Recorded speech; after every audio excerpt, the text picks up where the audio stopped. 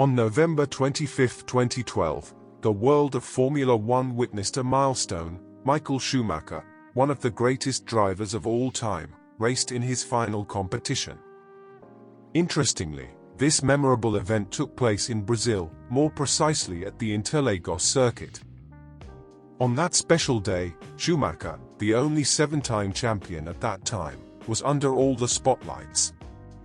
Despite the adversities the year brought, he didn't disappoint. Even in challenging conditions, such as heavy rain and an incident with a tire during the race, he finished honorably in 7th place. Tragically, shortly thereafter, a terrible off-track accident took him away from the sporting scenes. What many want to know is, how is Michael after this episode? What is the current situation of this extraordinary champion?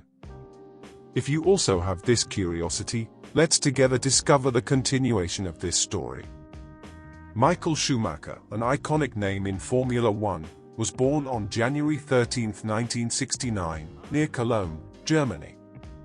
From the start, it seemed that Schumacher's destiny was intrinsically linked to the world of racing.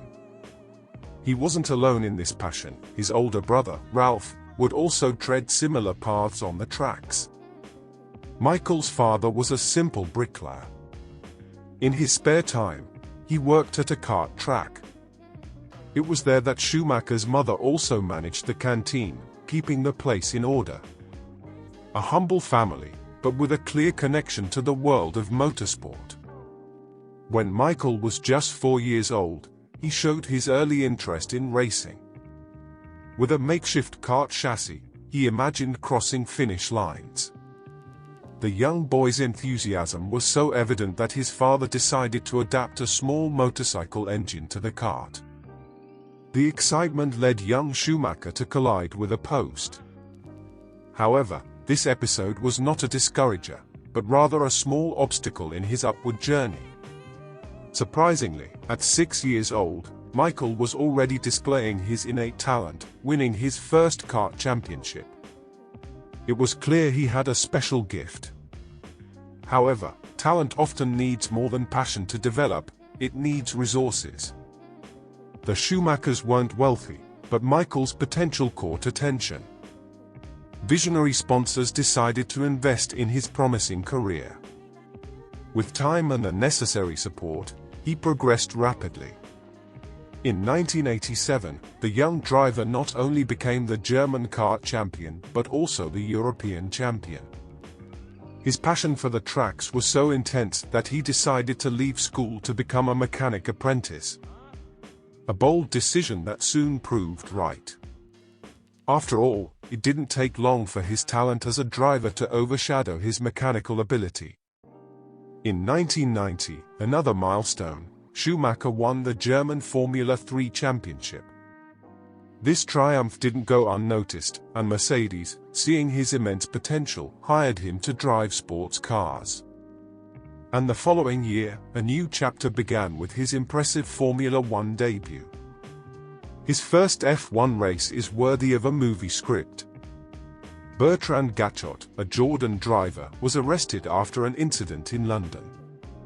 This left a vacancy, and young Schumacher was chosen to fill it at the Belgian Grand Prix. Despite the pressure, he didn't waver and secured 7th place on the starting grid. Unfortunately, his car didn't make it past the first lap due to mechanical problems. However, his brief but brilliant performance captured the attention of the Benetton team. He was recruited, and in no time, he began showing consistent results. In the following years, Schumacher solidified his position as a rising star. In 1994, he secured his first Formula One title for Benetton. That year was marked by tragedies, including the death of the beloved Ayrton Senna. In 1996, Ferrari, an iconic team undergoing a long title drought, saw in Schumacher the missing piece for their revival. They were right, as from 2000, Schumacher's golden era with Ferrari began, culminating in 5 consecutive titles until 2004.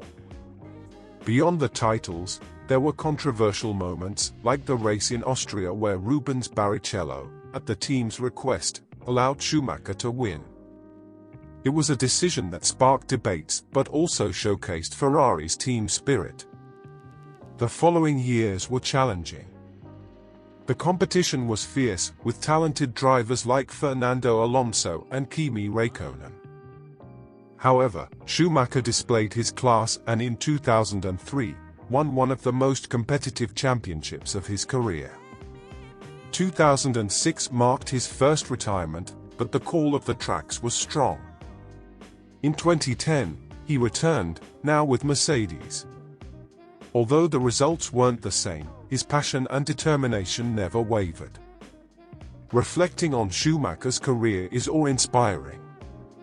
7 F1 titles, an indelible legacy, and a name that will forever be synonymous with excellence in motorsport.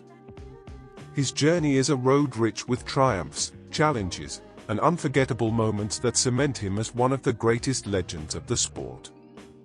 Michael Schumacher, an unforgettable name in the world of motorsport. Even after his retirement, the passion for the sport ran in his veins. In 2013, even at 44 years old, he couldn't resist the call of the tracks and accepted a special invitation. The renowned Italian kart team, Tony Kart, announced Schumacher as their test driver. A twist in the career of this icon? Perhaps. However, the end of that year brought a very different and more dramatic twist to his journey. On a date marked by shock, December 29th, asphalt and engines gave way to snow and skis. The setting? The stunning French Alps. An unexpected accident, a 10-meter flight, and a tragic encounter with a rock would forever change the life of this 7-time Formula One champion. From that day on, the once expressive and dynamic driver plunged into deep silence. As sad as the fall was, the gravity of the accident was even more alarming. Safety equipment, considered essential in high-intensity sports, was all there. The helmet, which had protected him on the tracks so many times, was on his head. But this time, it wasn't enough. Michael suffered multiple hematomas and diffuse edema in his brain. The swiftness with which he was taken to the hospital and the urgency of the situation led to immediate surgery. Although initially thought to be an injury on the right side of his head, the surgery revealed bilateral damage. Following this dark event, a press conference was organized. Schumacher's family, amidst their own pain and shock, had to face the world. They informed about the surgery, about Michael's condition, and also about the induced coma that followed, lasting long and agonizing 6 months. And now, what to say of the present? How is Michael Schumacher after the accident?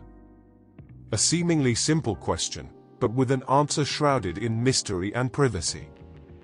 We know that Michael's recovery is an ongoing process. His wife, the strong pillar who has always stood by his side, has been careful to maintain the family's privacy, especially regarding Michael's condition. They returned to Switzerland, and according to official reports, Michael is recovering, albeit slowly. Many, even close friends like Felipe Massa, Schumacher's former Ferrari teammate, are in the dark about Schumacher's current state. He, like many others, chose to respect the family's wish for privacy. But rumors are inevitable. They've spread, creating a web of speculations.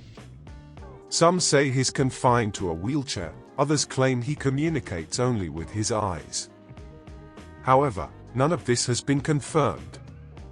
In search of clues about his condition, many turned to a Netflix documentary produced in 2001. In it, his wife, Corina, perhaps offers the closest insight into his situation. She speaks of the family's ongoing struggle, Michael's desire for privacy, and the hope they keep alive in their hearts. The true physical and mental condition of Michael Schumacher is perhaps known only to his family. But looking at the available information, it's hard not to wonder if he might be somehow in a vegetative state. Though unconfirmed, this hypothesis is widely discussed. It's devastating to think of such monumental talent facing such adversity.